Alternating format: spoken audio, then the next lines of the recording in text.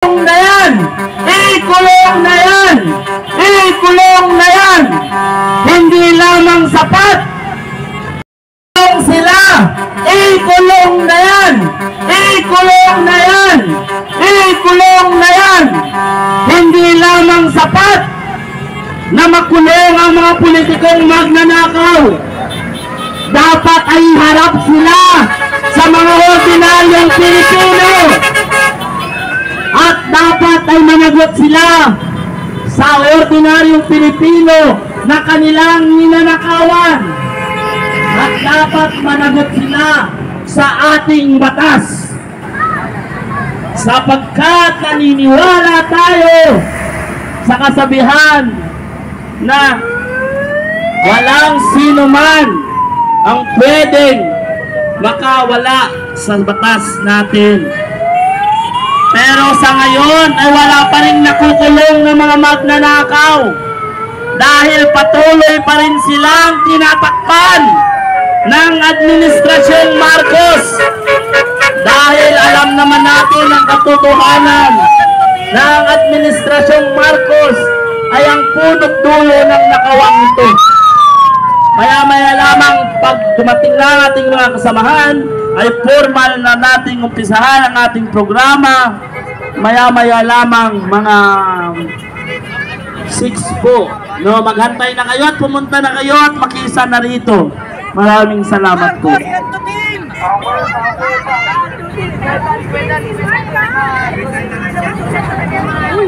Okay, sabay-sabay! Kulong na yun! Mga kurakot! Kulong na yun! Mga kurakot! Mga kurakot!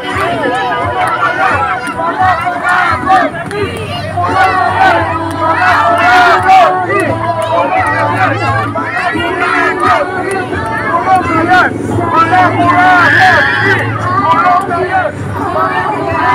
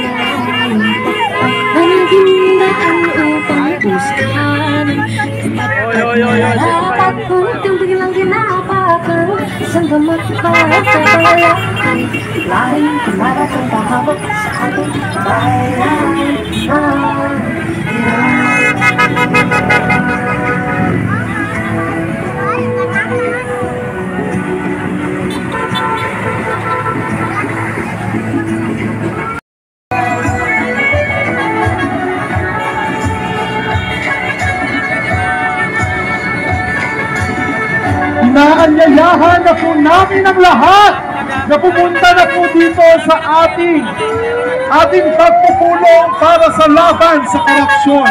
Inaanyayahan po namin na magkaisa tayo para tapusin na ang ating paghihirap at managot ang dapat managot. Anong ating pinaglalaban? Ikulong na yan, mga kurakot! Kulong na yan, mga kurakot! Kulong na yan, mga kurakot! Kulong na yan, mga kurakot! Ganyan ang sigaw ng kalamihan dahil galit na galit at nag-uumapaw sa samana ng loob ang mga Pilipino dahil sa korupsyon na inyong pinaramdam sa amin. Tama po ba? Kaya dapat managot kung sino ang dapat managot. Kulong na yan! Kulong na yan! Mga kurakot! Kulong na yan! Mga kurakot! Kulong na yan! Mga kurakot! Ayan! Yan po ang sigaw ng ating mga kababayan, lahat po ay inaanyayahan na pumunta dito at tayo'y magkaisa laban sa korupsyon.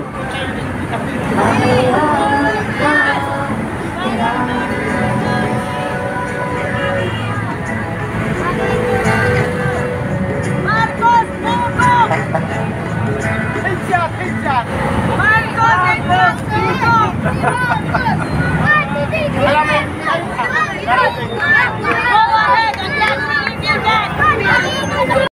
Pinadugtureso, undo'y nilalaro, tayo'y nagbibitaho, sila'y nagpipiesta. Bagong Pilipinas, puro pangako, walang kaitatuan sa atin ang naiwan. Ang ngalan ng bayan, huwag magpakatanga, tayo'y bumangon laban sa kanila. Kita mo ba ang kanilang kalakaran? Tao'y gusto nilang manglimos habang sila'y pinupuri. Mga proyekto ipapugi, puro pagpapanggap. Pundo ng bayan, diretsong bulsang lagayan. Bayan ay umiiyak.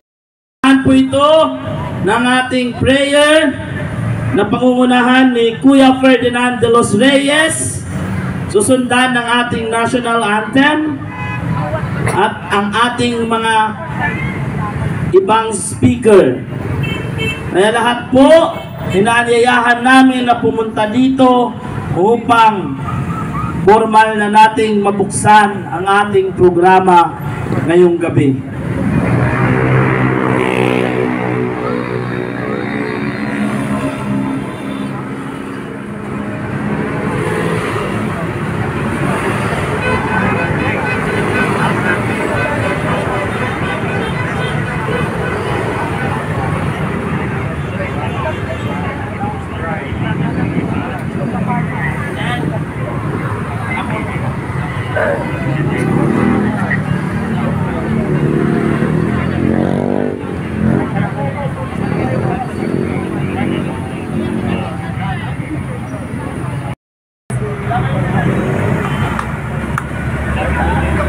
Magandang gabi mga kababayan. Nandito tayo ngayon para manindigan. Ang laban natin ngayon ay laban ng taong bayan. Laban para sa katarungan. Laban para sa pananagutan. Laban para ikulong ang mga sangkot sa korupsyon na patuloy na sumasakal sa ating bansa. Hanggang kailan tayo mananahimik? Kaya't ang pananawagan natin ay malinaw. Ito ay laban ng sambayan ng Pilipino, laban sa katiwalian at sa korupsyon. Mga kababayan, kung gusto natin ng kaayusan, magsimula tayo sa pananagutan. Pananagutan ng mga korap sa taong bayan. Ang tama ay tama at ang mali ay mali. Ang tanging panig natin ay ang panig ng katotohanan ng bayan. Naniniwala ako, may pag-asa pa ang Pilipinas. Basta't may mga Pilipino handang lumaban para sa tama. Hindi tayo pagod sa pag-asa. Hindi tayo takot sa katotohanan. At habang may kabataang Pilipino na naniniwala sa tapat na pamumuno, hindi kailanman mapapatay ang apoy ng pagbabago.